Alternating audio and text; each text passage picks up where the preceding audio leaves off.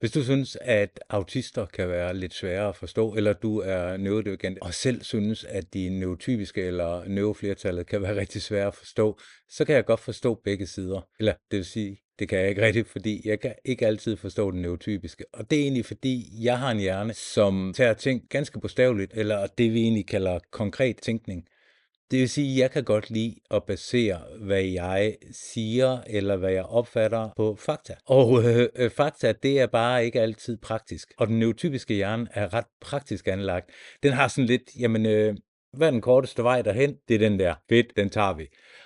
Og det giver bare nogle store udfordringer for os. Og det er egentlig, hvorfor jeg tænkte, hvad med at lave sådan lidt et oversætterkursus eller en ordbog? Prøve at male lidt imellem det her, og også nogle gange grine af mig selv og grine af de neurotypiske. For at tage et eksempel. Hvordan går det? Det er lige så det kribler i hele kroppen på mig, når der er en, der spørger om det. Og det hænger egentlig sammen med måden, vi som neurodivergente tænker på. Fordi vi har den her meget bevidste måde at tænke og analysere og mærke alting. Det gælder også vores sanser, og det er jo også derfor, vi har lettere ved at få et sanseoverload. Det er fordi vores hjerne egentlig arbejder meget kraftigere hele tiden for at få den korrekte opfattelse af alting. Hvor den neurotypiske hjerne er mere praktisk anlagt. Den kan gå ind og sige, den der alarm derovre har jeg ikke brug for at høre, så den kan jeg bare sortere fra per automatik. Og noget, hvor man taler mellem linjerne, noget som, hvordan går det, sætter et hav af processer i gang hos os. Fordi hvad er det egentlig, du spørger om her? I de fleste tilfælde, så betyder, hvordan går det? Det betyder faktisk bare, hej hej. Og det kan vi ikke rigtig gennemskue. Det kan blive endnu værre, hvis en neurotypisk siger, havde du en god weekend?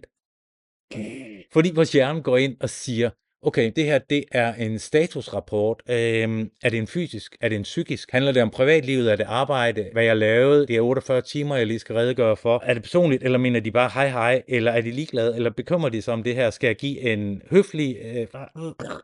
Så når vi får den her opgave med at sortere i, hvad kan det være, der menes, så tager vi ikke bare genvejen og siger, vedkommende mener hej hej, eller jeg skal sige, det var en super duper god weekend, hvad med dig? Så kære neurotypiske, kan vi ikke blive enige om, enten så spørger I lidt mere konkret, eller også så siger I bare hej hej, eller hvis I siger, hvordan går det, fordi I egentlig mener, jeg håber du havde en god weekend, det er rart at se dig igen, ved jeg, så sig det, så sig, jeg håber, du havde en god weekend. Det er rart at se dig igen. Det kan også være, at vi så lige analyserer på, om vi skal svare på, om vi havde en god weekend. Men det der med, at det er rart at se os igen, den kan vi faktisk godt lide, fordi det er altid rart at få at vide. Så skal vi ikke prøve på begge sider at justere den her, så er vi fri for at bruge så mange kræfter på at finde ud af, hvad I mener.